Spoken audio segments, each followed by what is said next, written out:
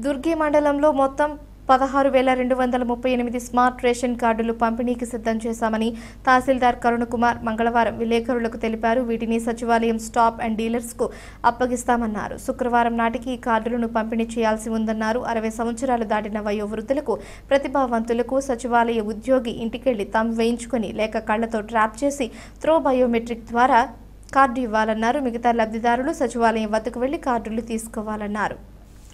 ఈ కార్డులు సక్రమంగా లబ్ధిదారులకు అందించేందుకు తహసీల్దార్ ఆఫీస్ స్టాఫ్, రెవెన్యూ ఇన్స్పెక్టర్ యోబు, సీనియర్ అసిస్టెంట్ శ్రీనివాసరావులు పర్యవేక్షణ చేస్తారన్నారు. మండలంలో 38 షాపులు ఉన్నాయన్నారు. మండల ప్రజలకు సమాచారం అందించేందుకు వీఆర్ఏ ద్వారా గ్రామాల్లో చాటింపు వేయించాలని సూచించారు. డీలర్లకు డేటా మిషన్ కూడా అందజేస్తామన్నారు. అక్టోబర్ 1వ తేదీ నుంచి స్మార్ట్ కార్డుల ద్వారా బియ్యం, పంచదార, కందిపప్పు, ఇతర సరుకులు పంపిణీ చేస్తారన్నారు. గౌరవ ఎమ్మెల్యే గారి సమక్షంలో నిన్న సాయంత్రం పంపిణీ కార్యక్రమం ప్రారంభించబడింది. ఇందులో భాగంగా దుర్గి మండలానికి సంబంధించి 16,238 స్మార్ట్ రేషన్ కార్డ్స్ వచ్చాయి.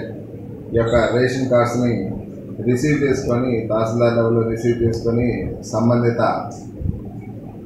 రేషన్ షాప్ డీలర్స్కి హ్యాండ్ ఓవర్ చేయటం, వాళ్ళకి కోఆర్డినేషన్గా గ్రామ సచివాలయ సిబ్బంది 35 షాపులు 35 మందిని కేటాయించి పర్యవేక్షణాధికారులుగా కార్యాలయ సిబ్బందిని మరియు గ్రామ రెవెన్యూ అధికారిని అటాచ్ చేయడం జరిగింది.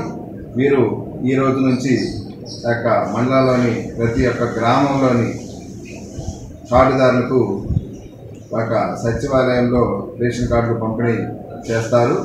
ESWS లాగిన్ ద్వారా. అదేవిధంగా వయోవృద్ధులకు, అదేవిధంగా డిజేబుల్డ్ పర్సన్స్కి, ఫిజికల్ హ్యాండిక్యాప్డ్ వాళ్ళకి వారి ఇంటికి వెళ్ళే యొక్క రేషన్ కార్డు అందజేయడం జరుగుతుంది.